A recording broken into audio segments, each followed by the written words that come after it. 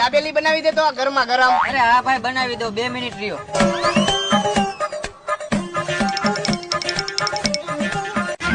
Thank you ભાઈ. એક number હે ભાઈ.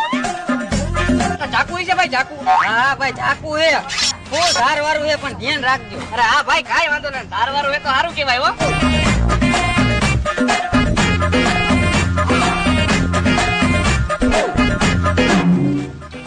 સોડા હે ભાઈ સોડા. અરે ભાઈ સોડા તો હોય ને આપણે બધું રાખી હાલે પી.